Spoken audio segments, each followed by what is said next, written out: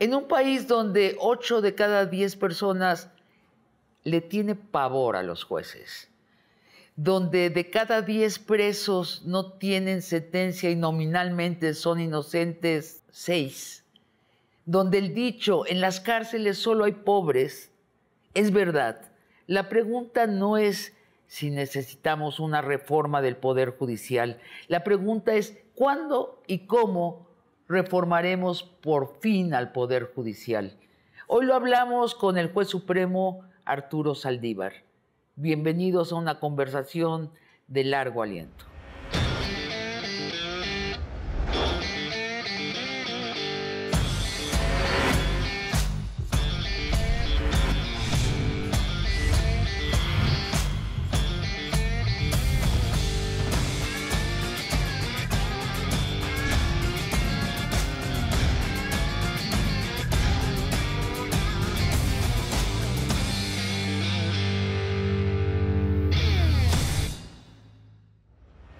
Arturo Saldívar, bienvenido a Largo Aliento.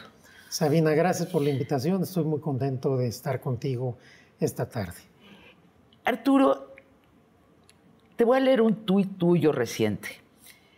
Hace 14 años murieron 49 niños y más de 100 quedaron gravemente lesionados por la negligencia de altos funcionarios del gobierno de Felipe Calderón. Desafortunadamente, la Corte avaló la impunidad. Solo 3 de sus 11 integrantes votamos por señalar a los responsables. Eran tiempos de, pones comillas, independencia judicial. Arturo, das a entender que no hubo tal independencia judicial. ¿Qué tipo de presiones, de intimidaciones tuviste tú del gobierno de Felipe Calderón? Lo que pasa es que se ha tratado de generar una narrativa equivocada de que en estos tiempos, sobre todo cuando yo fui presidente de la Corte, no hubo independencia judicial, cuando nuestras sentencias demuestran justo lo contrario. No solo las de la Corte, sino las de todos los tribunales federales. Un gran número de resoluciones han sido en contra del gobierno. Sí. Hasta antes de esta etapa, no había habido un solo caso de una política pública esencial a un gobierno que la Corte o el Poder Judicial hubiera declarado inconstitucional. Entonces es muy curioso que cuando la Corte empieza a realizar esta labor y cuando tiene independencia, se trate de decir que se perdió algo que se tenía cuando, reitero, las votaciones nos demuestran que normalmente el Poder Judicial votaba a favor de las políticas públicas de los gobiernos anteriores. Y esto tiene una lógica. En un momento en donde hay una enorme transformación en el país, anteriormente el poder político, el poder económico, el poder mediático y el poder judicial estaban del mismo lado. Hoy que el poder político cambia, se escinde el poder económico y el poder mediático tiene otra lógica. Entonces, esta pluralidad y este terremoto político que se da en el país a partir de la elección de 2018, pues hace que las cosas cambien de manera muy importante. Pero la independencia ahí está. Es decir, en esta sacudida lo que ha pasado es que se han separado los poderes por primera vez, el poder legislativo, el poder judicial y el ejecutivo. Exactamente, fundamentalmente el judicial y el poder ejecutivo, porque se habla mucho del poder legislativo, pero a ver, es lógico, no solo en México, en cualquier país, que si un presidente tiene mayoría en el Congreso, porque se la dio la ciudadanía, aproveche esa mayoría. Mal haría, y sería muy absurdo, que una mayoría legislativa esté votando en contra de sus propios intereses y del mandato que recibieron en las urnas. Pero en relación con el Poder Judicial, efectivamente, hoy hay una auténtica separación de poderes, una división de poderes, y el Poder Judicial ha venido actuando con mucha independencia. Y antes no, dices. Pues me preguntabas básicamente en el sexenio Felipe Calderón. Ahí yo he comentado, no es la primera vez que lo hago, y lo dije desde hace muchos años, que hubo sobre todo dos asuntos donde hubo una presión muy fuerte del gobierno de Felipe Calderón. El primero, en el caso de la guardería ABC. Y en el caso de Florence Cassés. Y en el caso de Florence Cassés, con diferente intensidad, pero ahí la presión que hubo para la Corte, para mí en lo personal, fue muy fuerte. O sea, a ti te invadieron tu casa, has dicho. Sí, entonces ahora que vengan a decir, a presentarse como los paladines del Estado de Derecho, sí, quienes realmente eran el crimen institucionalizado. O sea, estás hablando del sexenio de Felipe Calderón. Sí, estoy hablando de ese sexenio. Me parece patético, me parece una hipocresía, porque realmente no había ese respeto. Había presión de otro tipo, no había obviamente mañaneras, no había conferencias de prensa, pero la presión ahí estaba. Y en el caso de la guardería ABC, en que fallecieron 49 niños y más de 100 quedaron lesionados, sí, la presión que hubo y el manejo que hubo por parte del gobierno de Felipe Calderón en la Suprema Corte hizo que solo 3 integrantes del Pleno, la ministra Sánchez Cordero, el ministro Juan Silva Mesa y yo, votáramos por señalar con nombre y apellido a los responsables de esta tragedia, porque esta tragedia pudo haber sido evitada y al haber sido evitada constituye una auténtica injusticia. Ahora, quiero regresar al momento, tú has narrado este momento en que detienen la camioneta donde vas con tu familia, con tu esposa, con tus hijos, y cortan cartucho. Y se quedan apuntándote cerca de 10 minutos en silencio. Así es. Bueno, es que eso es para la historia de México. Ese fue en el caso de Florence Cassés, por supuesto, es para la historia de México. Eso nunca había ocurrido que yo sepa. Nunca ha vuelto a ocurrir. ¿El ejército o era la policía? Era la Policía Federal, que eran los que estaban involucrados, los mandos de la policía, o sea, en el caso Florence Cassés, que querían ocultarlo, defendiendo ese montaje terrible, esa injusticia, esa aberración jurídica y tratando de que se convalidara una sentencia que no se tendría que haber dictado contra esta persona, porque todo fue un montaje como quedó acreditado suficientemente. Entonces hubo esta cuestión muy grave, después se metieron también a mi casa. ¿De nuevo la Policía Federal? Supongo que sí, para mandar un mensaje, se llevaron mi computadora, toda mi información, supongo que pensaban que iban a encontrar algo que me incriminaran, obviamente no hubo nada, y por otro lado mandar un mensaje de que podían haber hecho con nosotros lo que ellos hubieran querido.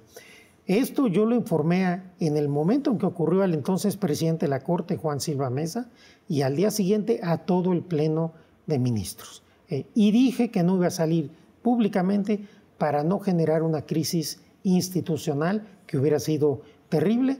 Yo antepuse los intereses del país y de la Corte a la afectación personal y por eso en ese momento guardé prudencia, pero lo comenté a mis compañeras y compañeros al día siguiente de que esto sucedió. Ahora hay un grado de hipocresía grande cuando se afirma, lo describe el sexenio de Felipe Calderón como de la criminalidad institucionalizada, y ahora las quejas que hay sobre este gobierno, y no es que yo defienda este gobierno, pero hay una sensación, Arturo, de que el lenguaje ya no nos sirve, porque el lenguaje sirve para deformar, no para cifrar. ¿No sientes esta desesperación, en especial tú que eres un juez supremo de la nación, que usas el lenguaje para dictar justicia? Realmente lo que ha sucedido es que los adversarios del presidente, particularmente quienes perdieron el poder que venían ejerciendo desde hace tiempo, están muy enojados y han impulsado una narrativa a favor de lo que ellos llaman el Estado de Derecho, como si ese Estado de Derecho se hubiera respetado antes y a partir de ahora no. Yo he dicho, lo acabo de afirmar contigo y lo reitero, nunca la Corte había gozado de tanta autonomía e independencia como los últimos 4 años y medio. ¿Y cómo se demuestra? con las sentencias que hemos dictado. Cómo se demuestra que esta independencia no era tan fuerte, por decirlo de alguna manera, antes, con las sentencias. Y otra cosa también importante, yo he votado igual estos 4 años y medio que como voté todos los años anteriores que fui ministro. Yo no he cambiado mis convicciones, los valores y principios que defiendo porque cambió un sexenio. Quizás lo único que sucedió es que hoy esa forma de entender ciertos fenómenos sociales es más acorde a mi pensamiento que la que había anteriormente. Yo no cambié, lo que cambió fue la realidad política del país. Yo siento exactamente lo mismo, yo siempre me sentía como demasiado provocativa y de pronto la política me alcanzó, pero yo ya pensaba a la izquierda desde la adolescencia, vaya. Sí. Arturo, de cada 10 mexicanos, 8 no le tienen confianza al Poder Judicial. Yo te pregunto por qué. Mira, aquí hay que decir varias cosas.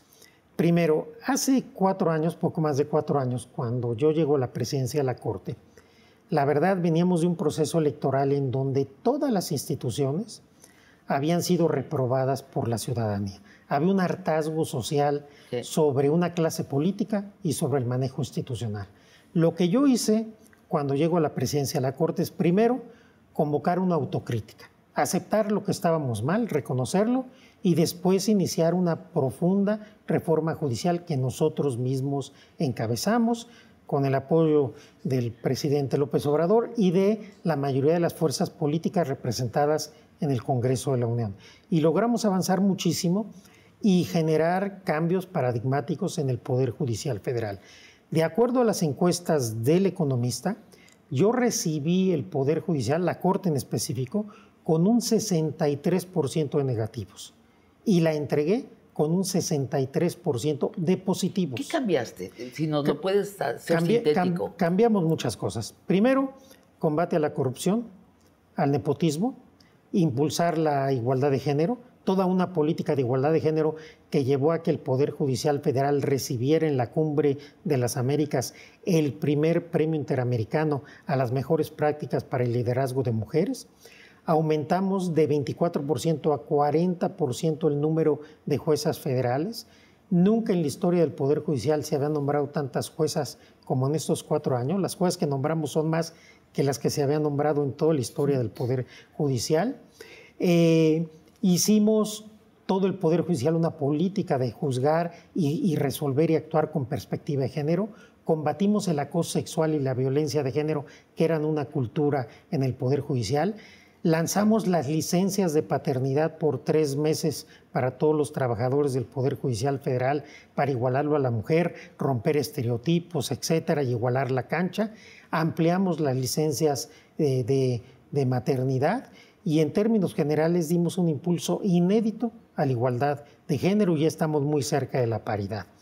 En la Defensoría Pública la modernizamos, liberamos en estos 4 años más de 44,000 personas, defendimos a más de 500,000 personas. Yo acudí a Santa Marta, Catitla, a escuchar a las mujeres, defendimos a más de 1,000 de ellas. Aumentamos las lenguas indígenas de 48 a 149, las variantes lingüísticas indígenas. Hicimos por primera vez una unidad de peritos, una unidad de litigio estratégico, una unidad para defender migrantes, una unidad para defender personas con discapacidad. Generamos la justicia digital. Muchos cambios. Muchísimos cambios muy importantes. Ahora, ¿por qué estos cambios a lo mejor no han permeado como se esperaba? Porque yo siempre dije que esta era una reforma al Poder Judicial Federal, no era una reforma de la justicia. La gente no distingue entre un juez local, un juez federal, entre un ministerio público, un fiscal, porque la Suprema Corte. Hasta que tenemos una crisis, nos topamos con el Poder Judicial y somos analfabetos.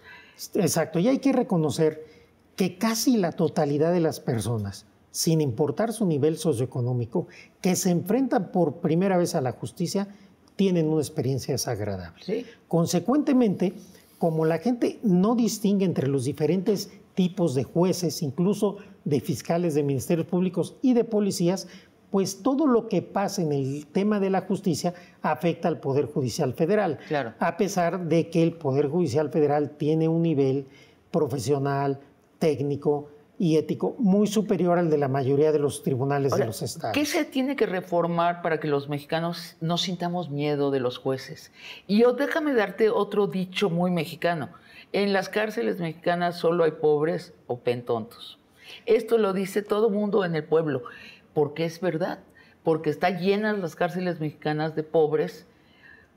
¿Qué hacemos para que no sea un derecho de élite la justicia? Esto que dices lamentablemente es cierto. Yo lo he dicho muchas veces. Las cárceles mexicanas están llenas de pobres cuyo único delito ha sido la pobreza. ¿Sí? En muchas ocasiones en México se combate la pobreza, no la delincuencia. Instituciones como la prisión preventiva oficiosa pues generan que se llene de las cárceles de personas que no se le han demostrado su culpabilidad. Hay 4 de cada 10 personas presas, Exacto. No sabemos si son inocentes, no tienen sentencia. Exacto, eso es terrible. Yo me he pronunciado en contra de eso públicamente, incluso en el Pleno de la Corte y en la primera sala de la Corte. ¿Qué tendríamos que hacer para cambiar esto? Yo creo que tendríamos que hacer una gran reforma de la justicia, una gran reflexión, no solo a nivel federal, a nivel nacional, para cambiar muchas cosas. Porque, Arturo, te detengo allí, sí. Vámonos a un corte y volvemos precisamente para hablar qué tenemos que conversar entre nosotros los mexicanos, por dónde va la reforma que necesitamos del Poder Judicial. ¿Crees que estamos al borde de una crisis o el pueblo ha soportado? ¿Cuántos años llevamos de injusticia social en México? Pues tan larga como la existencia del país. Bueno, el pueblo ya dio un mensaje muy claro en 2018, sí. Que las cosas tenían que cambiar, sí. Que había que hacer una auténtica transformación de todas las instituciones. Yo creo que eso fue muy, pero muy importante. Entonces, me parece que dentro de esa lógica tenemos que tomarnos en serio el tema de la justicia, pero además algo que es importantísimo. Cuando un pueblo pierde la confianza en su justicia, pierde la esperanza. Y no podemos tener un pueblo sin esperanza.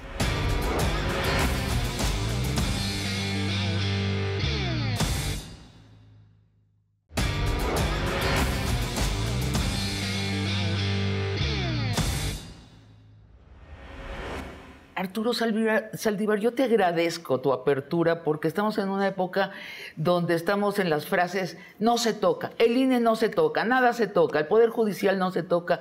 Yo creo que tenemos que reformar las instituciones del país. Llevan 30 años muy estáticas y estamos, como dices, cambiando de lógica política. Estamos intentando un país donde todos tengamos una dignidad.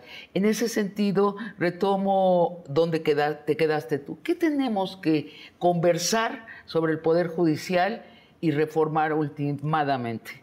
Mira, primero me parece que todas las instituciones son revisables y son perfectibles. Sí. No creo que ninguna institución en México pueda decir, ni en el mundo, puede decir ya no hay manera de mejorar. Yo creo que lo primero es eso. En segundo lugar, nosotros hicimos una muy ambiciosa reforma judicial, pero ciertamente fue insuficiente para reformar todo el sistema de justicia, porque además esa no era nuestra función. Nosotros como Corte, como Poder Judicial, pues no era nuestra función proponer una reforma a toda la justicia, ni nos tocaba ni nos hubiera alcanzado el tiempo para poderla hacer. ¿Qué se tiene que hacer? Primero, en el Poder Judicial Federal propiamente, se discute ahora el tema de la designación o nombramiento de los ministros, si los ministros deben ser o no electos popularmente. Yo he manifestado ya en varias ocasiones que quizás no es el método más adecuado tratándose de jueces y juezas constitucionales. ¿Por qué? Porque nos podemos generar una serie de problemas. Lo que se debe buscar cuando se integra un tribunal constitucional son perfiles adecuados, de juristas serios, comprometidos, honorables, con un nivel académico y de conocimiento del derecho constitucional, de la interpretación constitucional, muy serio, que sean independientes de los poderes políticos y los poderes fácticos, etc. Y esto pudiera ser que a través de elección popular se pusiera en riesgo, hay algunas cosas, como los perfiles, el financiamiento, etc. Sin embargo, creo que no debemos estar cerrados a discutirlo y a valorarlo. ¿Por qué? Porque también es cierto que el sistema tradicional de designación, en donde participan los otros dos poderes del Estado, no solo en México, sino en el mundo, no ha logrado evitar del todo esos riesgos. Es decir, no garantiza que llegue gente con la capacidad, la experiencia y el perfil adecuado, y no garantiza tampoco la independencia, porque hemos visto, no solo en México, jueces o juezas constitucionales, ministras o ministros que llegan vinculados a partidos políticos, a grupos políticos, no solo en la ideología, sino en intereses políticos y económicos. Tú nos acabas de corroborar que solo llevamos 5 años de autonomía al Poder Judicial. Sí, de autonomía plena, digamos, de independencia realmente importante. Entonces, eso creo que sí, que es relevante. Es decir, no entrar en un debate de descalificaciones, sino decir, es mi caso, yo en principio no me parece, no estoy muy de acuerdo, no me convence la elección popular, pero veo que el sistema tradicional tampoco ha solucionado los problemas que quienes se oponen a la elección popular piensan que se van a evitar. Entonces, lo que yo pensaría en este tema es que tenemos que abrir un debate serio, desapasionado, para buscar cuáles son las mejores opciones. En el mismo sentido, el presidente Obrador, en la reforma que ha de enviar al Congreso para reformar el Poder Judicial, habla de bajarles los salarios, bajarles los privilegios, quitarles los iPads, quitarles, que ya no les paguemos sus tintorerías, sus cenas. ¿Sabes? Yo con toda sinceridad siento banal eso. Siento, si les pagan las tintorerías a los jueces supremos de la nación, qué bueno por ellos. Creo que ese no es el problema y creo que banaliza el tema. ¿Cuál es tu postura? Yo coincido. Primero, no nos pagan la tintorería, pero me parece que tenemos que ver el tema conceptualmente. Es decir, ¿qué sistema de designación de ministras o ministras debemos seguir? Si es el que tenemos ahora, creo que se debe perfeccionar. Aún el que tenemos se tiene que perfeccionar. Entonces, ese debate se debe dar. Pero aún ahí, creo que de todas maneras falta la reforma a la justicia. Tendríamos que, lo he dicho muchas veces, que hacer una gran reforma a la justicia local. ¿Cómo? ¿Cómo es eso? Mira, donde tenemos mayores problemas en la justicia, porque ahí se ven el 70% de los asuntos, es en la justicia local. La mayoría de los asuntos que afectan a la gente en la calle, la gente que no tiene recursos, son locales. Sí. Ahí son los asuntos familiares, los asuntos civiles, los asuntos de delitos locales, los homicidios, las violaciones, etcétera. Mucha gente no tiene recursos para llegar a la justicia federal. Y ahí, en los poderes judiciales de los estados y en las fiscalías de los estados, de las entidades federativas, creo que es el mayor problema. No podremos avanzar hacia una mejor justicia sin una justicia que revise lo que pasa en ese primer encuentro. En ese primer encuentro. Ahora, es verdad, se dice también, yo afortunadamente no tengo una gran experiencia con jueces personal, pero oigo a mi alrededor que necesitas un abogado de un bufete importante de abogados para defenderte en México, y eso, pone a un lado que al 70%, al 80% de la población que no pueden pagar estos bufetes. Primero te pregunto, ¿es el lugar común sí es verídico? Tenemos una justicia elitista, sin duda. A pesar del esfuerzo que hicimos en la Defensoría Pública, pues ahí nos centrábamos sobre todo asuntos federales. Logramos convenio con la Ciudad de México y con Oaxaca para poder entrar también a asuntos locales. Eso nos ayudó mucho, pero a nivel federal no se puede solucionar todo. Requerimos una gran reforma local, tribunales, institutos de la Defensoría, fiscalías, etcétera. Que sea gratuito, ¿no? No, claro, pero que no... A ver, es que todas las entidades federativas tienen defensorías públicas. Sí. pero tenemos defensores que no tienen el nivel que se requiere, o tienen demasiado trabajo, o están comprometidos para otras cosas, o no ganan lo suficiente. Requerimos defensores y defensoras públicos de excelencia como lo logramos a nivel federal. Oye, Arturo, o que le dicen a un campesino, ¿sabes qué? Júntate 10,000 pesos y te lo arreglo. Eso hay muchísimo. Hay mucha extorsión a la gente pobre, no les arregla nada, lo roban. Pero otra cosa importante, en esta ecuación siempre se nos olvidan los abogados y abogadas. Se requiere también una reforma al ejercicio de la profesión para tener un nivel ético y profesional mayor en los abogados. Y una cosa indispensable para mí es que se establezca la obligación de las y los abogados de llevar asuntos pro bono. Que los abogados que ganan mucho dinero, que los despachos que facturan mucho dinero, tengan la obligación de dedicar un determinado tipo de asuntos a defender gente pobre sin cobrar y con la misma calidad que defienden a sus clientes que tienen recursos. ¿Tú dirías que el elitismo está estructurado en las formas en que ahora funciona el Poder Judicial? El elitismo está estructurado en las formas en que funciona el país.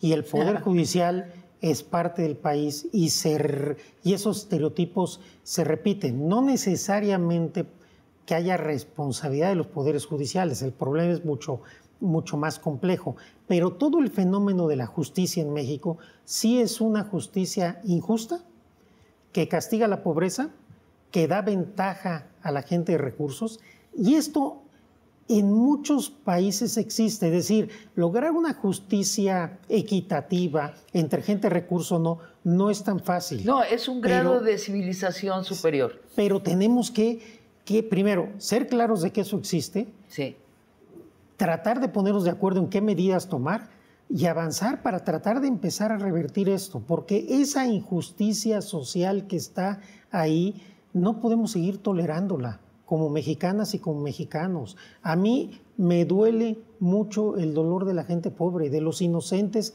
que están en la cárcel, sobre todo de las mujeres, porque las mujeres sufren más en la cárcel, normalmente las abandonan sus parejas, sus familias, las violan, abusan de ellas. Es terrible el drama de las mujeres en prisión. Y debería trascender la división de izquierda y derecha, ¿no te parece? Yo creo que esto es algo que nos debe interesar a todos. Esto no es de izquierda ni de derecha, ni mucho menos es de partidos. Esto es algo que debe interesarnos a todos como país, tener un mejor país, trascender la división, ponernos de acuerdo en lo esencial y avanzar. Entonces nos hace un flaco favor esta defensa del Poder Judicial no se toca. Tenemos que, como decías bien, tenemos que reformar al país si queremos pasar a otro nivel civilizatorio en México. Sí, es que esta polarización donde se busca que el Poder Judicial sea un opositor al gobierno, me parece que no ayuda. Parte de la versión que me tienen ciertos grupos es porque yo no permití que la Corte y el Poder Judicial se constituyeran en un opositor al gobierno. Eso no nos toca. Y es muy peligroso empujar al Poder Judicial. También te presionaron en el otro sentido, que te declararas parte de la 4T y amigo del presidente.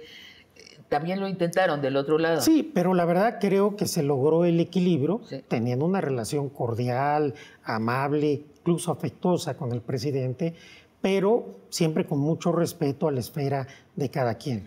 Tú has votado en contra de cosas que ha enviado, iniciativas que ha enviado, y has votado también en pro. Exactamente, se dice de manera muy graciosa, es que Saldívar ha votado todo lo que manda el presidente, eso no es cierto. No es cierto. Si ven mis votaciones no es así, y yo creo que tan malo es... Oye, Arturo, ¿te lo escriben intelectuales del Colegio de México? Vi una conversación que tuviste con, voy a omitir el nombre, cuando le dijiste... Lo que hace usted no es análisis, es propaganda. Por supuesto. Y yo creo que esa es la gran infección al intelecto estos 5 años que llevamos de izquierda. Exactamente, y además otra cosa, mienten reiteradamente. Por ejemplo, esa cuestión de que yo guardé los asuntos en un cajón para que nos vieran. Es falso, lo dije muchas veces. No había proyectos. Y si no había proyectos, el presidente de la Corte no los podía listar. Lo siguen diciendo, saben que es mentira. Pero como su tema es propaganda, es descalificación, tienen una o tienen un objetivo político. Y mira, se vale y se entiende. Lo que creo que no es válido y no es ético es que quienes se disfrazan de académicos sirvan como instrumento político de descalificaciones. Si tú eres académico y dices que eres académico y escribes como académico, tienes que tratar de ser objetivo. Si no, di esto no lo estoy escribiendo en mi carácter de académico, pero ponen ahí las instituciones académicas y eso, cuando te das cuenta que son normalmente estudios y tweets, artículos, tweets, donde lo único que hacen es descalificar, exacto, insultar, donde hacen propaganda sin razones y donde mienten impunemente. Y esto no ha ayudado, porque esta cuestión de la Corte no se toca o la Corte tiene que ser la que se oponga a todo al presidente, no ayuda, porque es mejor ver las cosas con objetividad, ser autocríticos, saber hacia dónde debemos avanzar. Si apostamos por las instituciones, creo que la mejor forma de apostar por ellas es entender sus deficiencias, exacto, y tratar de mejorarlas, porque si no, los errores, los defectos, las imperfecciones, la insatisfacción social sigue ahí y se incrementa. Arturo, y creo que eres generoso al decir que son académicos que se han convertido en propagandistas partidistas, sí, porque yo creo que la gran mayoría más bien están extraviados intelectualmente y entonces toman la retórica de los partidos porque la otra es demasiado complicada y no cabe en un tuit. Tienes toda la razón. Sí, y sí, además no captura las emociones de las masas. Entonces lo más fácil es estar en pro de la derecha o en pro de la izquierda y asumir las multitudes que vienen con eso. Coincido contigo. Yo creo que estos pseudoacadémicos lo que tratan de hacer es buenos tuiteros. Y a veces ya ni buenos tuiteros son. Creo que le has dado pero, el clavo, pero es el tuit, no es la seriedad de la argumentación, del debate, donde, a ver, todo es opinable y creo que ninguno podemos pensar que tenemos la verdad. Pero tenemos que debatir y que argumentar con razones, no con descalificaciones gratuitas. Y gran parte de esta crítica es descalificar. Y bueno, como... Y la conversación pública, sí, en la conversación pública todos entendemos otra faceta de un asunto que no habíamos visto. Es mentira que sepamos de antemano todo. Para eso sirve la conversación pública. Y fíjate, por supuesto, coincido contigo. Y hay otra cosa peculiar. Este grupo, muy crítico, se siente poseedor del contenido único de la Constitución. Entonces, ellos ya dijeron qué es la Constitución. Sí. Y si tú no votas como ellos ya dijeron, entonces eres un vendido, un arrastrado, todos los adjetivos que puedan decir.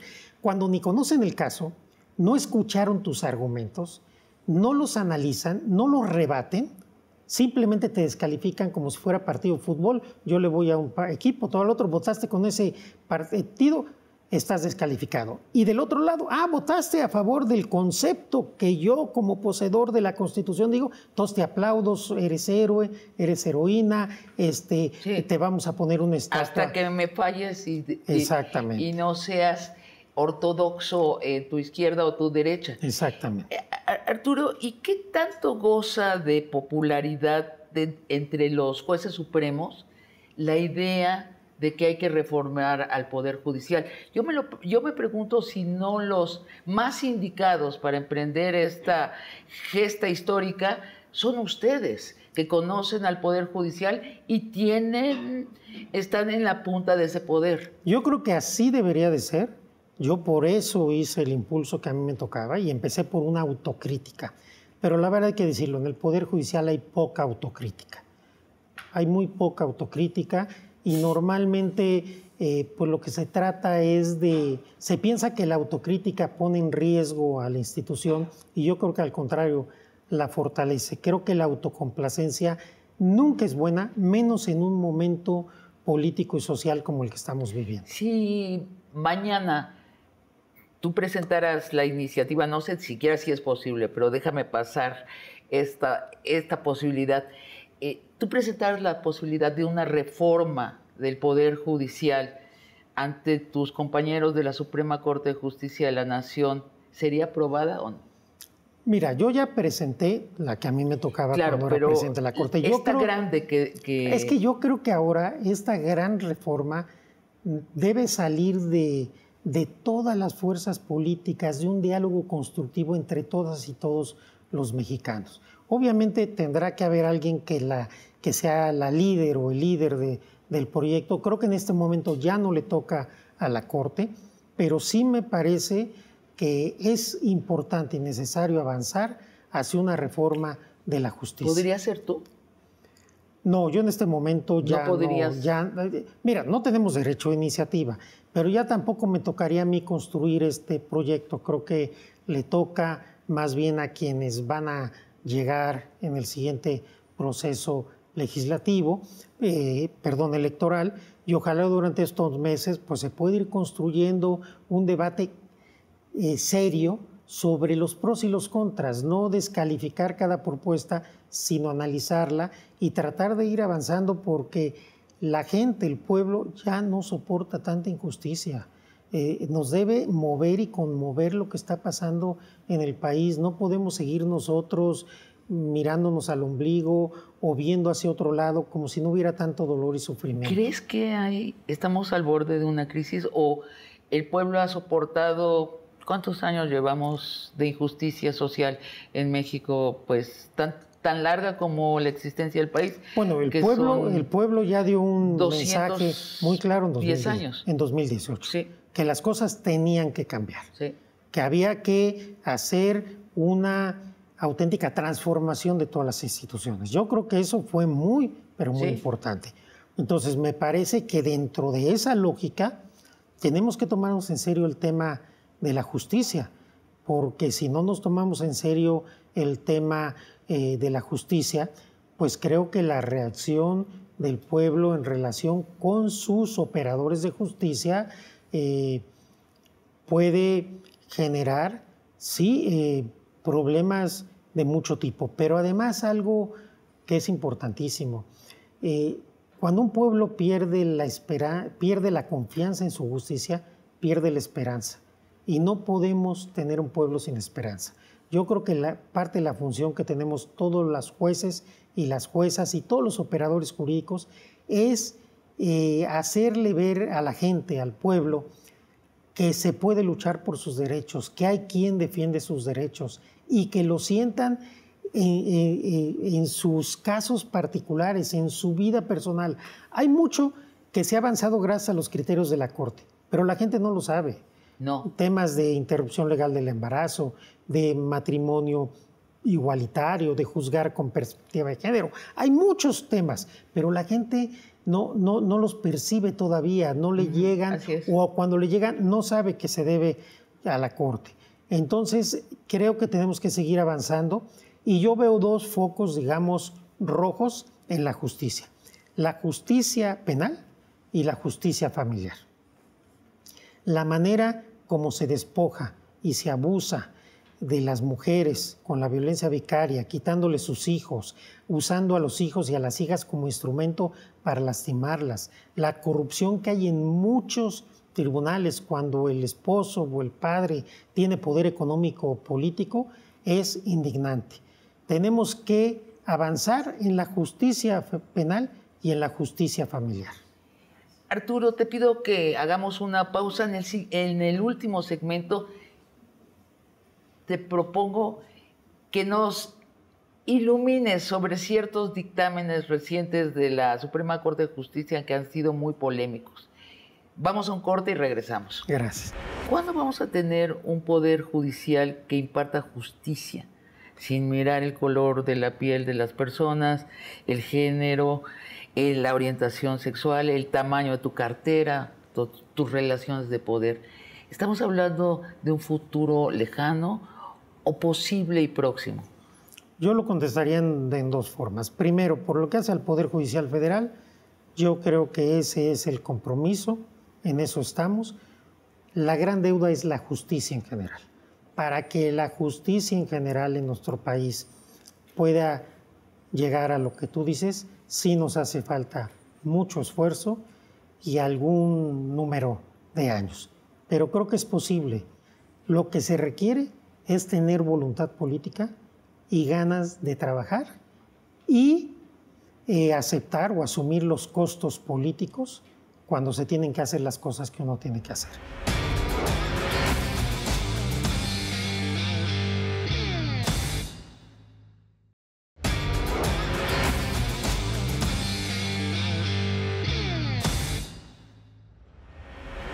Arturo, ¿quieres ser presidente de México? No, yo no estoy en esa competencia. Yo quiero terminar mi periodo de ministro de la Corte y si hay la posibilidad de colaborar con mi país en alguna otra responsabilidad donde crea que puedo aportar, lo pensaré y desde luego que estoy abierto. ¿Cuándo termina tu periodo? Mi periodo termina en noviembre de 2024. Bueno, Arturo, muchos pensamos que Gertz Manero no está haciendo su trabajo como procurador de la República. Muchos, es más, yo contaría con los dedos de una mano los que tienen una opinión distinta. ¿Sería una posición que a ti te interesa? Yo siempre he contestado a esto que en este momento hay un fiscal general de la República, el doctor Alejandro Gertz Manero, quien merece todo mi respeto. Yo no estoy candidateándome para ser fiscal, sería una falta de respeto cuando hay un titular que esté ejerciendo el cargo. Sí, es que le pregunté a un juez supremo de la Nación algo así. Te agradezco tu respuesta. Bueno, yo creo que muchos sí pensamos en ti como un posible sucesor del Procurador General de la Nación, que no sabemos, no entendemos a qué se está dedicando. Te pido que nos expliques algunos dictámenes recientes muy controversiales. Sí. La Suprema Corte, por ejemplo, invalidó el acuerdo que declara las obras del gobierno de López Obrador como seguridad nacional. ¿Por qué no le permitieron protegerlas? El criterio que tuvo la mayoría del Pleno fue que a través de este decreto se pretendía o se podía poner en riesgo la transparencia porque a través de calificar a las obras como de seguridad nacional o interés público, se podía afectar la transparencia.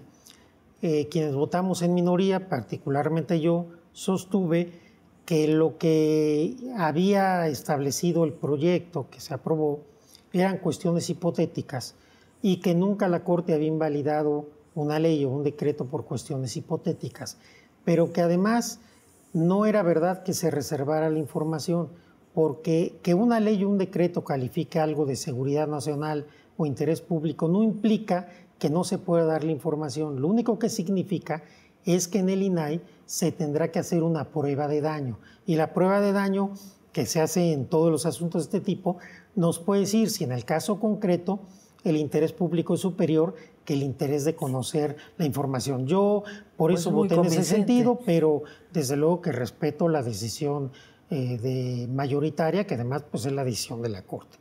Lo que dice la mayoría es lo que dice la Corte. También la Suprema Corte de Justicia le batió al presidente el llamado Plan B para reformar las leyes electorales, pero en ese caso tú también estuviste del lado de los bateadores, le dijiste que no. A ver, yo siempre he votado reiteradamente que en atención a la división de poderes y a la autonomía del Poder Legislativo, solamente cuando hay violaciones graves al proceso legislativo que afectan la deliberación democrática, se puede invalidar una ley por violaciones al proceso. Así he votado durante 13 años. ¿Por qué?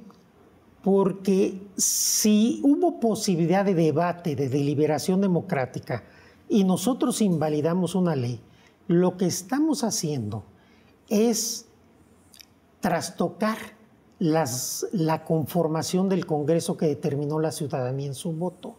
Es decir, si no hay una afectación grave en la elaboración de la ley, de alguna forma se le está dando a las minorías parlamentarias en una sentencia lo que perdieron en las urnas. Así he votado siempre. ¿Por qué en el Plan B voté por la invalidez? Porque se discutió con tal rapidez que los legisladores y las legisladoras de oposición o minoritarios no tuvieron oportunidad de conocer el dictamen y la no lo minuta. leyeron. No pudieron conocerlo. No daba oportunidad porque se los dieron en ese mismo instante. Entonces, yo con fundamento en esa violación constitucional voté por la invalidez del Plan B sin meterme al fondo de qué tenía, qué contenía. Y fui totalmente consistente con mis votaciones desde que llegué a la Corte. ¿Tú crees que sí hay una mayoría de jueces supremos inclinados hacia la derecha o más bien que han tomado este papel de vamos a parar a López Obrador?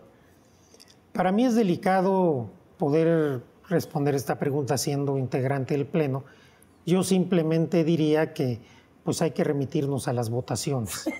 Pero no solamente a en qué sentido votamos cada uno, sino cuáles son los argumentos que damos para defender una postura u otra. Y yo creo que ahí se puede hacer un análisis.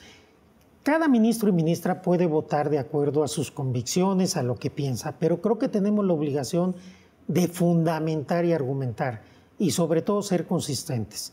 Y si cambiamos de criterio, especificar por qué cambiamos de criterio. Yo he tratado de ser consistente. Yo no he cambiado mi forma de votar porque haya cambiado un sexenio. Pueden revisar todas mis votaciones desde que llegué a la Corte hace 13 años y he sido consistente. Yo creo que ahí está lo que votamos, nuestros argumentos en el Pleno, nuestros votos particulares, las sentencias, y cada quien puede formarse su opinión de eso. Se descongelaron las cuentas de banco de la cómplice más íntima de García Luna, su esposa, 30 minutos después de que él fue declarado culpable en una corte de Nueva York.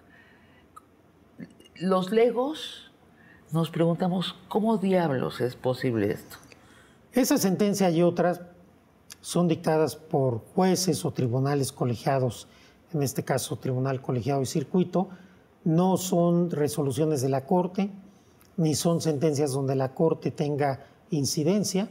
Los jueces y las juezas son independientes, ellos dictan sus resoluciones y ellos tendrán que justificar las razones. Yo este caso no lo conozco y siempre he sido muy respetuoso para no opinar sobre asuntos que no conozco.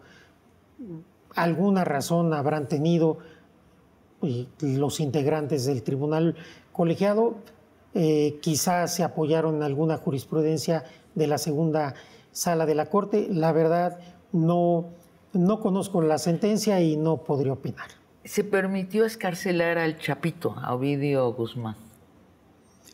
Reitero, todas estas sentencias son responsabilidad de jueces, juezas, magistrados y magistradas. O sea que no dependen de la Suprema. No dependen de la Corte. Te digo la última, porque es este tipo de noticias que a los legos nos deja perplejos y decimos, es que el Poder Judicial trabaja, pero para las élites más pequeñas y más ricas de este país, no importa si son narcos, nos daña mucho la fe en la justicia. Te digo la última. Emilio Lozoya está por salir de la cárcel gracias a un dictamen de la Suprema Corte de Justicia, ¿es así? No lo sé, yo no he votado ningún tema relacionado con él, pero ahí en este tipo de asuntos también hay que ver que muchas veces son acuerdos reparatorios o alguna cuestión de este tipo que se hace entre la Fiscalía, la persona que está sometida a proceso, y a veces a los jueces solamente les toca avalar si es que estos acuerdos son conformes o no a lo que marcan las leyes. Bueno, pero raramente tenemos dictámenes que podemos salir a las calles a celebrar. Yo creo que el Poder Judicial a lo largo de todos los días, porque llegan a la Corte, bueno, al Poder Judicial Federal llegan al año 1,5 millones de asuntos. Yo estoy convencido que la mayoría de las personas juzgadoras del Poder Judicial no solo son honestas, sino son trabajadoras, son dedicadas, son serias. Y yo creo que hay muchísimas sentencias que se dictan todos los días que resisten un análisis desde cualquier punto de vista, pero no son mediáticas. Entonces, por eso muchas veces no se conoce. Tal vez los medios tenemos parte de la culpa de que sea tan desesperanzadoras las noticias sobre o no, quizás la también, justicia. quizás también nosotros tenemos la culpa de no haber sido capaces de comunicar adecuadamente lo que estamos haciendo bien. Terminemos con uno de nuestros temas del primer bloque. ¿Cuándo vamos a tener un poder judicial que imparta justicia, sin mirar el color de la piel de las personas, el género, la orientación sexual, el tamaño de tu cartera, tus relaciones de poder? ¿Estamos hablando de un futuro lejano o posible y próximo? Yo lo contestaría en dos formas. Primero, por lo que hace al Poder Judicial Federal, yo creo que ese es el compromiso, en eso estamos. La gran deuda es la justicia en general. Para que la justicia en general en nuestro país pueda llegar a lo que tú dices, sí nos hace falta mucho esfuerzo y algún número de años. Pero creo que es posible. ¿Es posible todavía en nuestra generación? Yo espero que sí. Nos toca eso, ¿no? Yo llegué a una convicción cuando fui presidente de la Corte, que los cambios son posibles, que hacer diferencia es posible. Lo que se requiere es tener voluntad política y ganas de trabajar y aceptar o asumir los costos políticos cuando se tienen que hacer las cosas que uno tiene que hacer. Yo en los 4 años que fui presidente de la Corte y hasta la fecha pagué muchos costos políticos, de infamia, de calumnia, de mentiras. Los volvería a pagar, porque en los 4 años que yo fui presidente, el Poder Judicial estuvo blindado, se autotransformó, se reformó y su independencia fue absoluta y total. Entonces yo me siento muy satisfecho de lo que realicé, pero hay que aceptar los costos políticos y hacer lo que se tiene que hacer. El cambio es posible, reitero, se requiere voluntad política, convicción, quizás algo de idealismo y no preocuparse por los costos políticos. Arturo Saldívar, muchas gracias por esta conversación de largo aliento. Al contrario, Sabina, muchas gracias. Ha sido un honor y un placer estar contigo. Y amigos y amigas, los espero el próximo jueves para otra conversación de largo aliento.